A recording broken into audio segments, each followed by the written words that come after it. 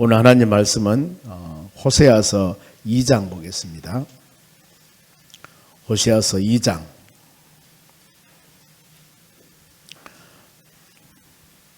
1절에서 7절까지 하나님 말씀을 우리 교독하도록 하겠습니다. 호세아서 2장 1절에서 7절까지입니다. 제가 먼저 한 절 읽습니다.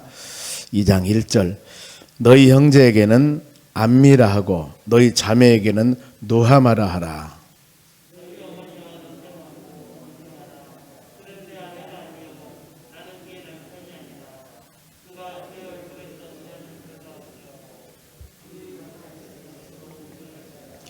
그렇지 아니하면 내가 그를 벌거벗겨서 그 나던 날과 같이 할 것이요 그로 광야같이 되게 하며 마른 땅과 같이 되게 하여 목말라 죽게 할 것이며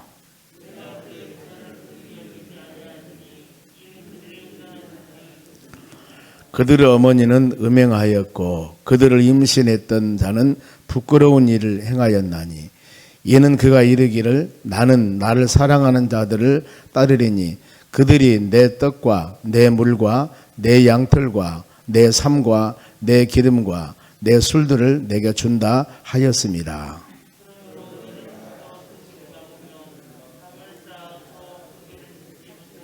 같이 읽습니다. 그가 사랑하는 자를 따라갈지라도 미치지 못하며 그를 찾으리라도 만나지 못할 것이라.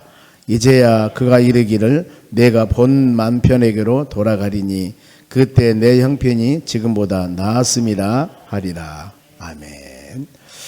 옆 사람에게 인사합시다. 오늘도 승리합시다. 좋은 하루 되시기 바랍니다. 오늘 하나님 말씀은 하나님의 징계와 은총입니다. 하나님께서는 믿음의 자녀들을 때에 따라서는 책망하기도 합니다. 그런데 그 안에 하나님의 은혜, 즉 하나님의 사랑이 있다는 겁니다. 항상 성경 전체가 그겁니다.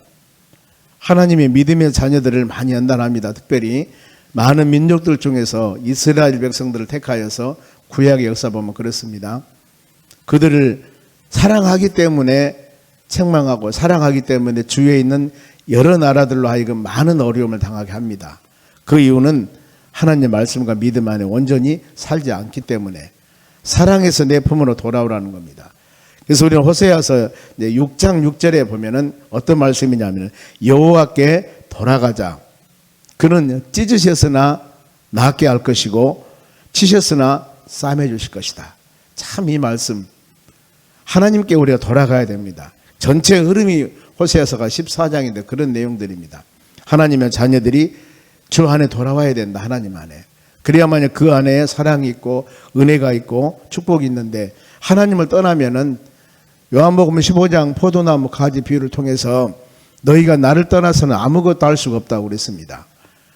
이 시간 여러분들이 하나님 말씀 묵상하면서 우리의 신앙을 한번 점검을 해봅니다. 항상 나는 어떤가, 하나님과 나 사이의 관계는 어떤가, 이 부분들입니다. 하나님의 사람들을 만들 때 이사야 43장 7절에 하나님 영광을 위해서 만들었는데 또 하나님을 찬양하기 위해서 만들었는데 우리가 그렇게 살고 있는가 하는 것도 한번 점검을 해 보셔야 됩니다. 그래서 우리 신앙은 하나님의 참 사랑의 증표는 징계와 채찍, 그 다음에 감싸는 사랑, 이게 항상 같이 갑니다. 어떻게 보면은 이 자동차가 두 바퀴와 같이 앞바퀴와 같이 똑같습니다. 보면 책망이 있으면 사랑이 있고 사랑이 있으면 그 사랑하기 때문에 책망하게 되고 잠언서 29장 15절에 채찍과 꾸지람이 지혜를 준다 그랬습니다. 그래 이런 어려움이 있을 때 하나님 감사합니다 하는 마음을 갖는 여러분이 되시기 바랍니다. 반드시 징계 후에는 회복이 있습니다. 어제 아침에 1장 말씀 묵상했습니다만 1장 10절에도 너희 자손을 내가 바다의 모래같이 하늘의 별같이 많은 민족이 되게 할 것이다. 많이 내가 은혜 내릴 것이다. 이 말씀이 있습니다. 오늘은 이제 하나님께서 그들에게 사랑의 증표, 때에 따라서는 징계도 있습니다만 결국에 말미에서는 하나님의 회복입니다. 회복. 자, 1절 말씀 봅니다. 너희 형제에게는 암미라 하고 암미. 안미 그 말은 어제 아침에 노안미 그랬습니다. 이 호시아로 하여금 음탕한 여인과 결혼해서 세 자녀를 낳습니다. 그런데 이 9절 말씀 보면은 여호와께서 이르시되 그의 이름을 노안미라 하라. 노는 아니라 그거든요. 안미는 백성 그 말입니다. 너는 여기 2장에서는 너는 내 백성이다. 너희 형제는 이제 내 백성인데 1장에서는 내 백성이 아니었다.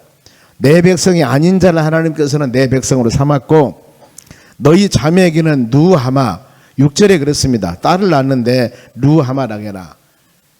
근데 여기는 이제 이 노루하마 1장에서는 그랬죠. 긍휼을 입은 자가 아니고 너는 내 사랑을 입은 자가 아니었다. 하나님과 관계가 멀어져서. 그런데 이제는 어때요? 내가 너를 안미, 너는 내 백성이고 너는 루하마, 노루하마가 아닙니다. 누하마, 내가 긍휼과 너를 사랑하리라. 이렇게 말씀을 합니다. 그러면서 이제 그들의 쭉 2절부터서 영적 간음에 대한 하나님의 책망을 합니다. 너는 내 새끼, 너는 내 자녀인데 하나님 백성이고 하나님의 긍휼과 자비 안에 살아가야 되는데 지금 이 하나님의 자녀들의 현실의 상태는 하나님과 멀리 떨어져 있습니다.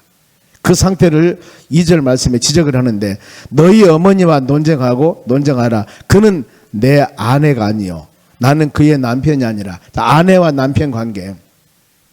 아내와 남편은 좋은 관계를 가지며 부부간에 서로 신뢰하며 살아가야 되지 않겠습니까? 하나님 원하면 그것입니다. 가정에서도 남편과 부인이 서로 간에 신뢰하면서 온전한 부부 관계를 가지며 살아가야 되는데 그는 내 아내가 아니요 나는 그 남편이 아니라. 하나님과 지금 이스라엘 백성과의 사이는 남편과 아내라면 이 관계가 아니라 그 말이죠. 너무 떨어져 버렸습니다. 그들이 바로 이 아내들이 남편을 의지하며 믿음으로 살아야 되는데 그러지 않는다는 겁니다. 그러면 남편을 의지하지 않는다는 것은 뒤에 쭉 나오겠습니다만은 하나님 의지하지 않고 세상 것들이나 우상을 섬기며 살아가는 거예요. 하나님을 가장 싫어하죠, 그걸. 그 관계입니다, 지금. 그러면서 그들이 타락한 그 원인을 제거해라. 그렇게 말씀을 합니다. 왜 타락했는가? 그러면서 2절 중반절에 얼굴의 음란을 제어하고 유방 사이의 행음을 제해라. 여기서 제어라는 것들이 있습니다. 타락 그 원인. 무엇이 타락했는가? 어떤 원인 때문에 그들이 어려움을 당하고 있는가? 요한계시록의 7개 교회에서 에베소 교회 그러죠. 어디서 너희들이 바로 나한테 떨어졌는가? 회개하고 돌아와야 된다. 하나님과 우리 사이의 관계 끊임없이 점검해 보면서 하나님, 전에 하나님 우리 이렇게 사랑했고 하나님과 우리 사이의 첫사랑이 이것인데 하나님 우리와 나 사이의 관계가 어떤가? 이것을 우리 마음속에 점검해 보셔야 됩니다. 견물생심이라고 어떤 물건을 보면서 우리가 욕심이 나는 것인데 하와도 역시 마찬가지입니다. 하나님 말씀대로 순종하며 살았으면은 그러지 않을 텐데 마귀란 놈이 미혹하니까 그 미혹에 빠져서 하나님이 금지한 선악과를 먹게 됩니다. 그런데 먹을 수밖에 없었던 것이 미혹을 받고 나니까 선악과를 보니까 이 보암직도 하고 먹음직도 하고 탐스러웠더라. 유혹을 받고 나면은 그렇게 되는 겁니다, 사람이. 이걸 상당히 조심해야 됩니다. 자, 행음을 버리지 아니한다면 이것을 버리지 않으면 어떨 것인가? 3절 봅니다. 그렇지 아니하면 내가 그를 벗겨버려서 그 나던 날과 같이 할 것이요 그로 광야같이 하며 마른 땅같이 되며 목말라 죽게 할 것이다. 자, 광야같이. 이것은 바로 이스라엘 백성들이 광야 생활 40년 동안 한번 회상해 보라는 겁니다. 애굽에서 430년 종생활했던 그들을 하나님의 긍휼과 사랑으로 인도하여서 가나안 땅에 살게 하기 위해서 하나님께서는 모세를 통해 출애굽을 시킵니다. 이랬을 때 광야 40년 하나님이 돌보시고 인도하셨습니다. 그런데 그 광야 40년은 행복한 시절만은 아니었습니다. 그들이 40년 광야 생활하면서 불평, 불만, 원망하는 모습들을 보면은 하나님은 그들에게 긍휼과 자비를 베풀어 줬지만은 풍족한 삶은 아니었다는 겁니다. 그래서 자, 행음을 버리지 않으면은 그들을 그렇게 될 것이다. 벌거벗겨서 나던 놀과 같이 될 것이다. 그러면서 이 자녀들을 귀하게 여기지도 않는다. 4절 말씀 그럽니다. 하나님이 항상 어떤 상황 가운데서도 하나님과 우리 사이의 관계가 아름다운 관계, 복된 관계가 되는 여러분이 되시길 바랍니다. 말씀에 순종하면서 사무엘상에 엘리의 제사장의 아들들의 얘기가 나옵니다. 보면은 거기 보면은 그들이 믿음을 지키지 않습니다. 홈리와 비느하스가 두 아들인데 하나님의 성전에서 그들이 영적 간음을 하게 되고 더 나가서 재물의 욕심이 되어서 하나님의 제단에 들어진 것들을 삶아서 먹어야 되는데 그걸 생고기를 먹고 이걸 먹겠습니다 하고 여하튼 제사장의 자녀들이 하나님의 성전에서 본이 되지 못한 사례들이 나와요. 보면은 이것 때문에 그들이 결국 죽게 됩니다만은 우리는 믿음 안에 사는 하나님의 자녀들은 끊임없이 말씀과 질서와 은혜 안에 사는 우리 삶이 되셔야 되는 것입니다. 그리고 회개할 기회가 있을 때 철저히 회개해야 되는데 그러지 못하면 안 되는 겁니다. 다윗이 성군 다윗이었던 이유가 그겁니다. 오게티와 같이 그는 바로 간음죄를 지은 사람이었습니다. 그리고 간접죄를 살인죄를 지게 됐죠. 바로 이런 상황이었는데 나단 선지자가 책망을 듣고 시편 51편의 그 내용을 보면은 내가 주께 범죄하였나이다. 그러면서 주의 얼굴에 죄를 돌이키시고 모든 죄악을 지워주시옵소서. 다윗이 지금 하나님께 고백하는 장면입니다. 내 속에 정한 마음을 창조하시고 내 안에 정직한 영을 새롭게 하소서. 간절한 마음으로 기도하는 거예요. 하나님, 나를 좀 새로운 사람으로 만들어 주시옵소서. 끊임없이. 그러면서 시편 51편 17절이 유명합니다. 상하고 통회하는 마음을 주께서는 멸시치 아니하시나이다. 하나님, 내가 열린 마음으로 통회하면서 하나님께 회개하면서 기도합니다. 그러니 마음을 용서해 주시옵소서. 환경과 여건을 우리 자신들이 믿음이 부족해서 때에 따라서는 흔들릴 수도 있습니다. 온전하게 살아가야 되지만 그러나 그 다음에 하나님께서 우리에게 은혜를 주었을 때 회개하는 마음은 분명히 가지셔야 됩니다. 고린도후서 6장 2절에도 바울이 고백합니다. 지금은 구원받을 때 은혜의 때라고 그럽니다. 얼마나 좋은 시대에 삽니까? 끊임없이 말씀 묵상하고 여건과 환경을 초월해서 우리는 하나님 말씀을 들을 수가 있습니다. 그리고 우리의 신앙을 그 말씀에 점검할 수가 있습니다. 때문에 이 좋은 시대에 사는 우리는 어떤 환경 가운데서도 말씀이 10년 가운데 새겨져서 하나님의 선한 뜻을 마음에 새기면서 우리 신앙이 흔들리지 않고 오직 예수, 성령 충만, 말씀 중심적인 우리의 삶이 되는 여러분이 되어야 합니다. 그러면은 하나님께서 이 행음하는 생활을 했을 때 그들에게 어떤 하나님의 은혜가 있을까? 5절 말씀 보면 그때 연애하는 자를 그들은 따랐다. 여기서 연애라는 단어는 우상 숭배함을 말합니다. 하나님과 온전한 관계를 가지며 살아가야 되는데 바로 연애하는 자를 따랐는데 남편을 놔두고 정부를 두었다 그 말입니다. 그리고 하나님을 따르지 않고 우상을 따랐다는 것입니다. 이것이 바로 하나님의 책망을 받게 된 원인입니다. 10계명 중에서 1, 2계명이 나 외에는 다른 신을 너에게 섬기지 말지다. 오직 하나님 의지하며 믿음으로 살아가야 하나님의 자녀들이 그 하나님을 의지하지 않고 세상 것들이나 다른 것을 의지하고 있습니다.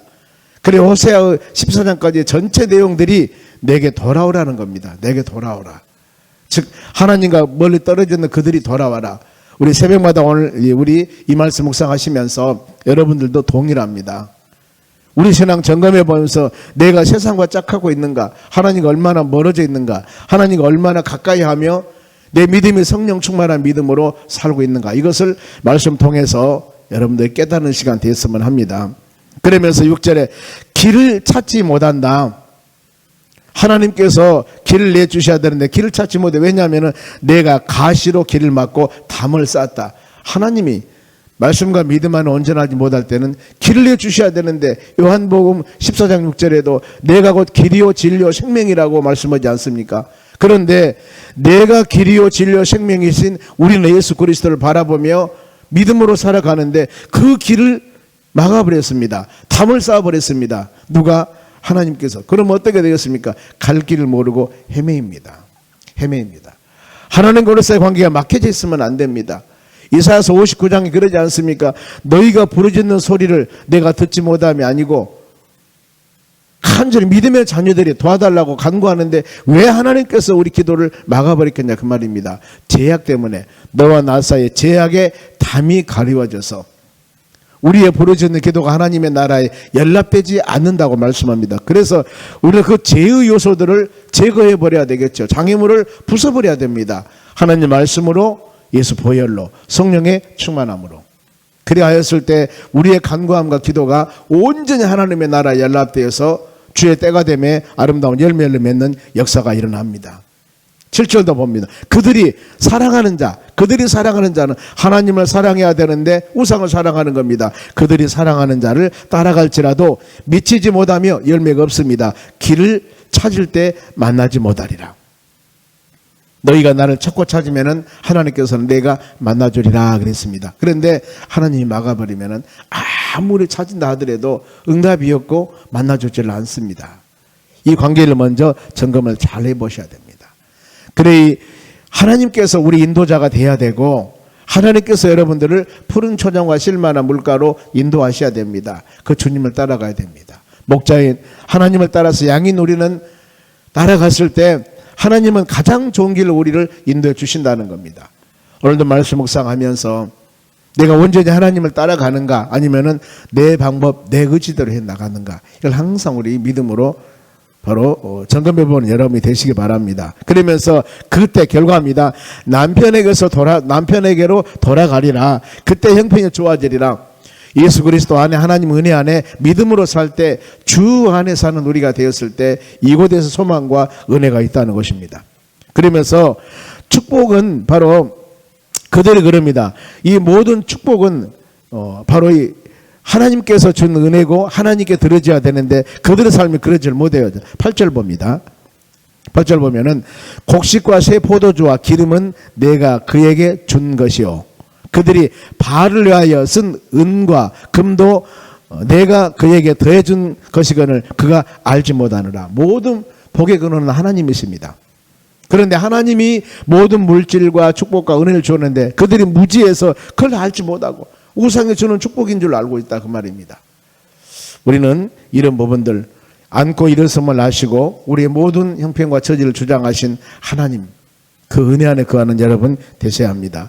호세아서 6장 6절에도 내가 인내를 원하고 제사를 원치 아니하며 번제보다 하나님을 아는 것을 원하는 되었습니다. 알아야 되죠.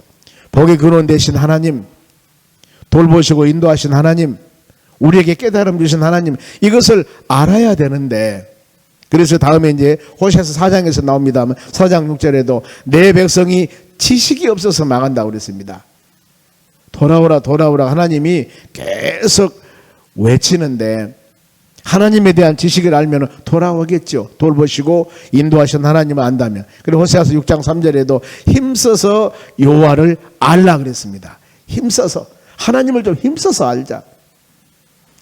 일상생활에 가면서 모든 일들이 우리에게 필요하는 것을 추구하고 이것을 주세요 하고 요구하듯이, 원하듯이 하나님을 아는 지식, 하나님을 아는데 하나님이 어떤 분인가.